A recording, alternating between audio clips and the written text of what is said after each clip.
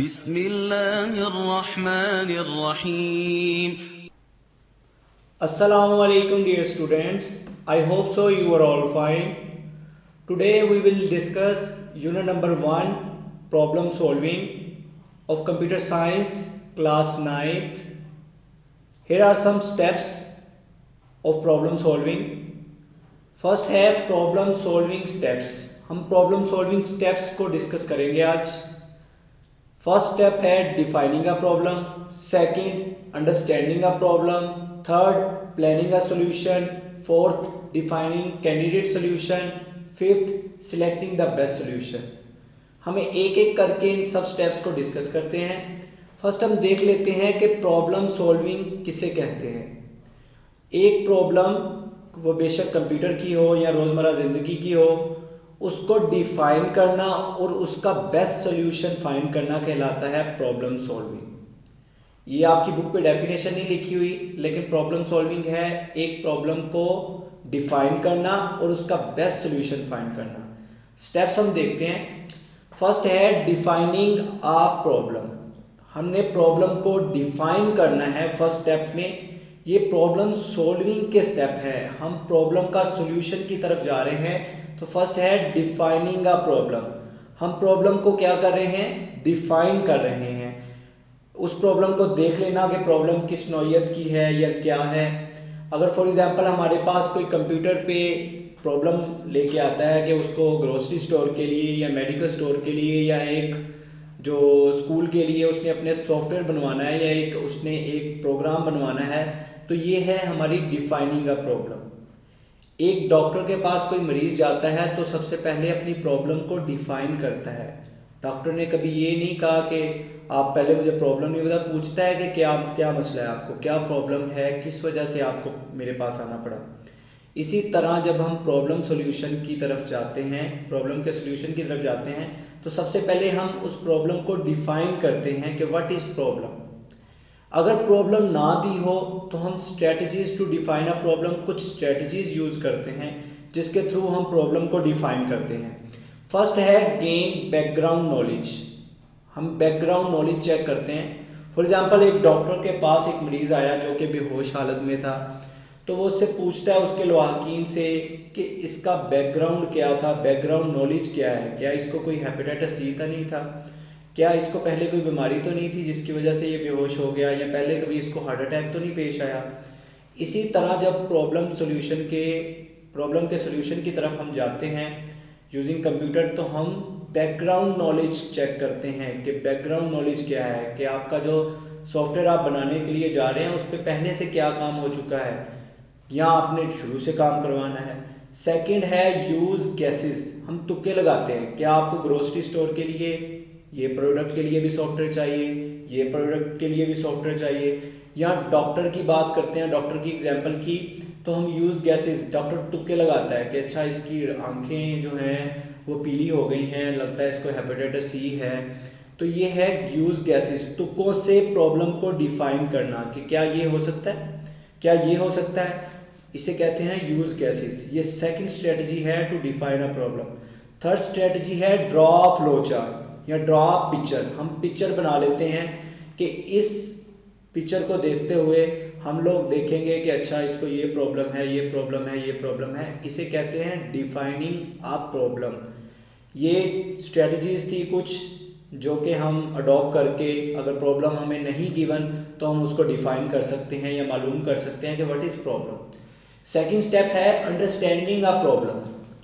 As we know that understanding होती है कि उस प्रॉब्लम को अच्छी तरह अंडरस्टैंड कर लेना, उसको जान लेना कि प्रॉब्लम है क्या और इसका सोल्यूशन क्या हो सकता है. फर्स्ट है हम अंडरस्टैंडिंग कैसे करते हैं प्रॉब्लम की. हम यूज करते हैं 5 W's. First for what, second W for who, third when, fourth where and 5 why. Discuss करते हैं एक एक को. What, who, when, where and why. जब हमने किसी प्रॉब्लम को अंडरस्टैंड करना होता है तो ये 5 W's एनफ होते हैं किसी प्रॉब्लम को अंडरस्टैंड करने के लिए. प्रॉब्लम क्या है, व्हाट, हु किसको है, व्हेन कब है या कब हमने इसका सॉल्यूशन देना है, कब हमने इस प्रॉब्लम को जो है वो कंप्लीट करके उसका बेस्ट सोल्यूशन को हमने चूज करना है। वेयर, ये प्रॉब्लम कहाँ पे है, एंड वाई और क्यों है। डॉक्टर के पास भी जाए ना तो वो प्रॉब्लम को अंडरस्टैंड कुछ इस तरह करता है, व्हाट क्या प्रॉब्लम है, हु किसको है, व्हेन कब से है, वेयर दर्द है तो वो कहाँ पे है, एंड वाई और ये क्यों हो रहा है। डॉक्टर इससे प्रॉब्लम को क्या करता है, अंडरस्टैंड करता है इन डब्ल्यूज की वजह से, और कुछ टेस्टिंग करवाता होगा। लेकिन जो कंप्यूटर में है वो 5 डब्ल्यूज यूज किए जाते हैं प्रॉब्लम को अंडरस्टैंड करने के लिए। लाइक एक ग्रोसरी स्टोर के लिए बना रहे थे, या एक मेडिकल स्टोर या एक स्कूल के लिए हम बना रहे थे, तो हम देखेंगे व्हाट किस लिए सॉफ्टवेयर बनाना है, हु किसके लिए बनाना है, व्हेन कब तक बनाना है, वेयर कहाँ पे ये लाई करेगा, मेडिकल स्टोर पे करेगा या ये जो हम ऑपरेट करेंगे स्कूल में करेंगे, एंड वाई और क्यों कर रहे हैं, ये काम किस लिए किया जा रहा है, ये सारा है अंडरस्टैंडिंग ऑफ प्रॉब्लम के लिए। थर्ड स्टेप है प्लानिंग अ सॉल्यूशन, उस सॉल्यूशन को प्लान कर लेना कि उस सॉल्यूशन, अब हम जा रहे हैं सॉल्यूशन की प्लानिंग की तरफ या प्लान सॉल्यूशन को फाइंड करने की तरफ। उसके लिए जो हमने प्लानिंग करनी की है वो क्या हो सकती है, ये कहलाती है प्लानिंग अ सॉल्यूशन। इसके लिए कुछ स्ट्रेटजीज यूज की जाती हैं प्रॉब्लम सॉल्विंग का ये थर्ड स्टेप है जो कि है प्लानिंग अ सॉल्यूशन। कुछ स्ट्रेटजीज जैसे मैंने बताया कि यूज की जाती हैं। फर्स्ट स्ट्रेटजी है डिवाइड एंड कंकेयर।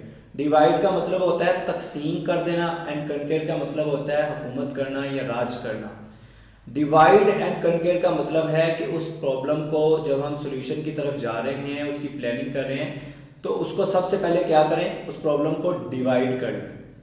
बड़ी प्रॉब्लम होगी उसको छोटे हिस्से में डिवाइड कर लेंगे और उसके ऊपर हुकूमत करेंगे। लाइक हम एक सॉफ्टवेयर बनाने के लिए जा रहे थे, उसके ग्राफिक्स का काम जो है वो ग्राफिक डिजाइनर को देंगे, जो प्रोग्रामिंग का काम है वो प्रोग्रामर को देंगे, और जो मार्केटिंग का काम है वो किसी मार्केटिंग के बंदे को देंगे। ये है डिवाइड एंड कंकेयर। और इसी तरह इसकी मैं आपको एग्जांपल देता हूँ। एक शादी का फंक्शन हो तो हम उसको, उस प्रॉब्लम को, शादी का फंक्शन भी एक प्रॉब्लम है, तो उसको हम जो डिवाइड करते हैं, कुछ खाने का काम जो होगा वो किसी एक बंदे के सुपुर्द करते हैं, शॉपिंग का किसी एक बंदे के सुपुर्द करते हैं, ये है डिवाइड। हम डिवाइड कर रहे हैं। सेम एज इट इज जो है हम कंप्यूटर में जो प्लानिंग का सॉल्यूशन के लिए फर्स्ट स्ट्रेटजी यूज करते हैं वो है डिवाइड एंड कंकेयर। सेकंड है एक्ट इट आउट, करके देखना कि क्या ये ठीक है या गलत है, ये है एक्ट इट आउट। ये सेकंड स्ट्रेटजी है जो कि प्लानिंग का सॉल्यूशन के लिए यूज की जाती है। लास्ट स्ट्रेटजी है इसकी प्रोटोटाइप। प्रोटोटाइप का मतलब है ड्राइंग कर लेना, लाइक फ्लो चार्ट बना लेना, एल्गोरिदम बना लेना। ये स्ट्रेटजी यूज की जाती है प्लानिंग का सॉल्यूशन के लिए, प्रोटोटाइप। ये थर्ड और लास्ट स्ट्रेटजी है। यहाँ तक हमारा हो गया defining a problem, understanding the problem, planning a solution. Now we will discuss defining candidate solution. ये फोर्थ जो हमारा स्टेप है ये है डिफाइनिंग कैंडिडेट सॉल्यूशन। कैंडिडेट का मतलब होता है spontaneous, at the time. Spontaneous जो रिएक्शन किया जाता है वो होते हैं जो कि एट द टाइम रिएक्शन लिए जाते हैं। जैसा कि जब आपको कोई फॉर एग्जांपल पिंच की जाती है, टच होती है, आपको अचानक पेन होती है, आप एट द टाइम रिएक्शन लेते हैं, अपने बाजू को मूव करते हैं, तो ये कैंडिडेट, अब यहाँ स्पॉन्टेनियस रिएक्शन होता है आपका। तो डिफाइनिंग कैंडिडेट सॉल्यूशन का मतलब है एट द टाइम काम करना, यानी कि जब उसकी ज़रूरत पेश आई या जब वो उसकी ज़रूरत हुई हमने तब उसका सॉल्यूशन, या उस वक्त हम सॉल्यूशन की तरफ गए।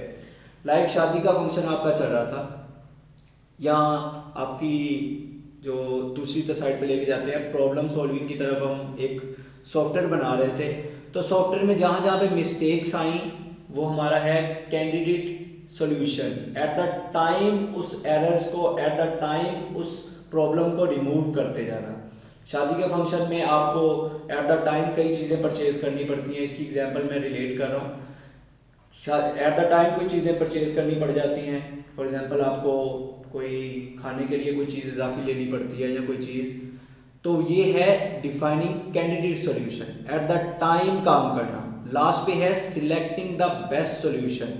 एक प्रॉब्लम के 1 2 3 या 4 सॉल्यूशन ही होते हैं, मल्टीपल सॉल्यूशंस हो सकते हैं। जैसा कि आप घर से स्टूडेंट्स निकलते हैं तो जब स्कूल आते हैं तो क्या वो एक वे से ही स्कूल में आ सकते हैं? नहीं, 2 3 वेज होते हैं। लेकिन आप उसमें से बेस्ट सॉल्यूशन चूज करते हैं कि सबसे टाइम जो जिसमें कम लगे, जिसमें पैसा कम लगे, जिसमें पेट्रोल कम लगे, हम वो वाला वे यूज़ करते हुए हम स्कूल आते हैं। तो सिलेक्टिंग द बेस्ट सोल्यूशन का मतलब है कि एक प्रॉब्लम के काफ़ी सोल्यूशन होते हैं जो स्टेप्स के हम फाइंड कर सकते हैं, लेकिन उसमें से बेस्ट सोल्यूशन चूज करना क्या कहलाता है? Fifth step, selecting the best solution. This is the topic of problem solving and here are some steps मैंने आपको बता दी हैं। Defining a problem, understanding a problem, planning a solution, defining candidate solution, fifth selecting the best solution. आपने इनकी definition जो है defining a problem की, अंडरस्टैंडिंग अ प्रॉब्लम की, प्लानिंग अ सोल्यूशन की, डिफाइनिंग कैंडिडेट सोल्यूशन की और सिलेक्टिंग द बेस्ट सोल्यूशन की, इनको अच्छी तरह प्रिपेयर करना है। स्ट्रेटजीज को प्रिपेयर करोगे कि what are the strategies to define a problem. 5 Ws को अच्छी तरह प्रिपेयर करोगे। सोल्यूशन की प्लानिंग के लिए जो स्ट्रेटजीज यूज किए जाती हैं, इनके नेम और इनको अंदर से जो इसके अंदर शॉर्ट लिखा हुआ है उसको अच्छी तरह प्रिपेयर करोगे। कैंडिडेट सोल्यूशन की डेफिनेशन प्रिपेयर करोगे और बेस्ट सोल्यूशन की जो है वो सिलेक्टिंग द बेस्ट सोल्यूशन की डेफिनेशन आप प्रिपेयर करोगे। नेक्स्ट हम दूसरे लेसन को डिस्कस करते हैं। Now we will discuss the difference between flow chart and algorithm. Paper point of view के हिसाब से फ्लो चार्ट और एल्गोरिदम बहुत इंपॉर्टेंट है। इनकी डेफिनेशन जो है पेपर में वो पूछी जाती है और हमें इसकी एग्जाम्पल को भी देखना पड़ेगा और कुछ हमें जैसे यहाँ पे लिखा हुआ है write the algorithm to define the area of a parallelogram. हमें एक एग्जाम्पल दे दी जाती है, एक क्वेश्चन पूछ लिया जाता है कि इसका एल्गोरिदम लिख के दिखाओ या इसका फ्लो चार्ट बना के दिखाओ। फर्स्ट हम देखते हैं कि what is the difference between flow chart and algorithm. Flow chart क्या होता है, एल्गोरिदम क्या होता है। First definition of flow chart, a flow chart is a graphical presentation of the steps to solve a problem. Flow chart graphical representation या graphical presentation होती है जो कि प्रॉब्लम सॉल्विंग के स्टेप्स को तरतीब वाइज बताती है कि किस तरह हमने प्रॉब्लम सॉल्विंग के स्टेप को लेके चलना है। फर्स्ट है, जैसा कि हम पहले डिस्कस कर चुके हैं कि प्रॉब्लम सॉल्विंग के जो स्टेप्स होते हैं उनको हम तरतीब वाइज करते हैं। फर्स्ट डिफाइनिंग अ प्रॉब्लम या अंडरस्टैंडिंग द प्रॉब्लम या प्लानिंग सोल्यूशन या उसमें से कैंडिडेट सोल्यूशन सेलेक्ट करना या at the time best solution select करना। तो फ्लो चार्ट जो है ये उसकी ग्राफिकल रिप्रेजेंटेशन है उस प्रॉब्लम सॉल्विंग की। उस प्रॉब्लम को किस तरह सॉल्व करेंगे उसकी ग्राफिकल रिप्रेजेंटेशन या प्रेजेंटेशन है। Algorithm. An algorithm is a set of steps to solve a problem. It is written in a human language या in a language, ये एक लैंग्वेज में लिखे जाते हैं और ये फाइनाइट सेट ऑफ स्टेप्स होते हैं जो कि प्रॉब्लम को बताते हैं, प्रॉब्लम सॉल्विंग के स्टेप्स को बताते हैं कि इस तरह हम प्रॉब्लम सॉल्विंग के स्टेप्स को फॉलो करते हुए हम ये स्टेप्स को फॉलो करेंगे और प्रॉब्लम सॉल्व हो जाएगी। फ्लो चार्ट हर प्रॉब्लम का अलग बनेगा, एल्गोरिदम हर एग्जाम्पल का या हर प्रॉब्लम का अलग बनेगा। लेकिन हम अब डिफरेंस देखते हैं कि फ्लो चार्ट और एल्गोरिदम कैसे कैसे बनाए जाते हैं, कि इसकी ग्राफिकल रिप्रेजेंटेशन कैसे की जाती है और एल्गोरिदम को सेट ऑफ स्टेप्स में कैसे लिखा जाता है।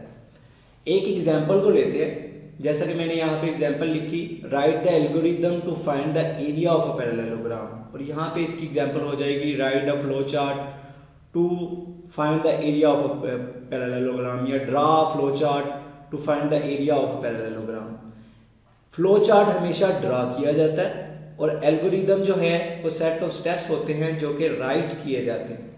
First we will discuss flow chart, then we will discuss algorithm, but problem is same, find the area of a parallelogram.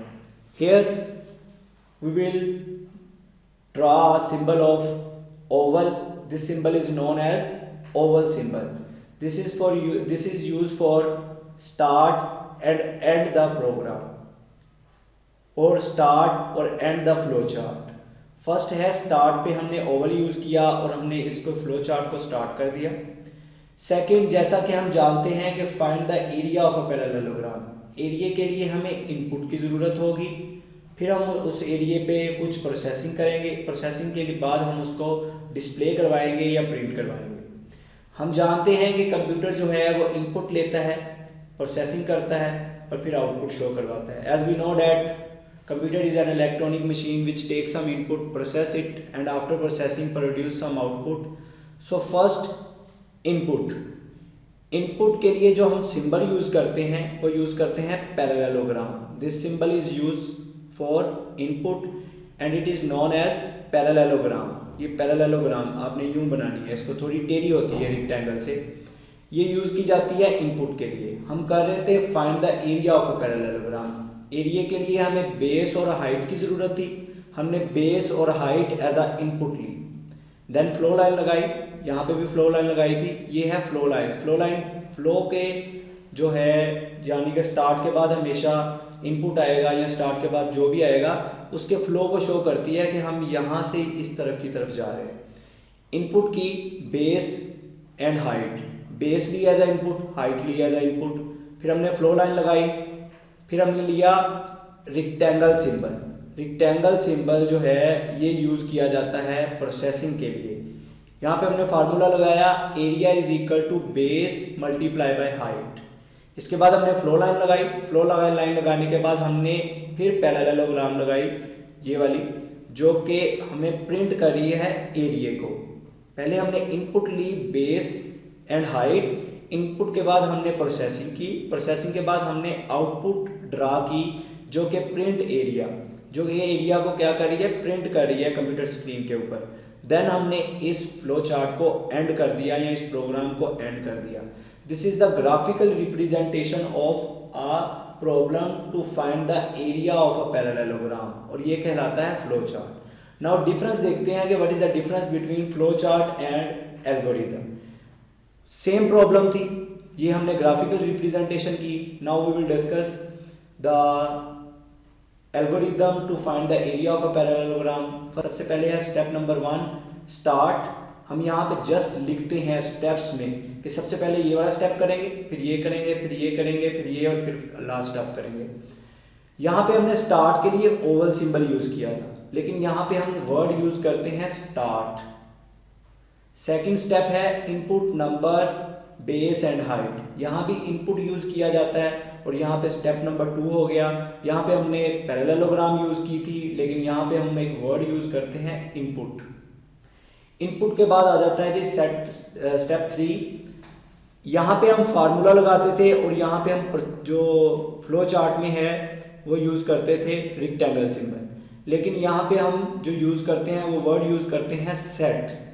Algorithm में प्रोसेसिंग के लिए सेट वर्ड यूज किया जाता है, set area to base multiply by height. यहाँ पे हमने एक फार्मूला सेट कर दिया। स्टेप नंबर 4 हमने आउटपुट की, आउटपुट हमने एरिया करना है, एरिया लिख दिया। जैसे यहाँ पे प्रिंट एरिया है तो यहाँ पे आउटपुट एरिया आ जाएगा। स्टेप नंबर 5 हमने इसको क्या कर देना है, एंड कर देना है।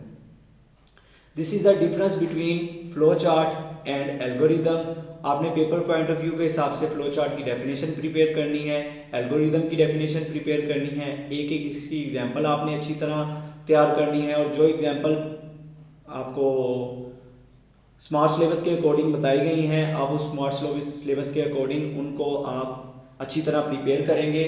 एक्सरसाइज को प्रिपेयर करेंगे। एक्सरसाइज में शॉर्ट क्वेश्चन और जो आपके एमसीक्यूज हैं उनको आप अच्छी तरह प्रिपेयर करेंगे और अपने पेपर को बेहतरीन प्रिपेयर करेंगे। This is unit number 1 problem solving. अल्लाह हाफिज़, अपना ख्याल रखिएगा।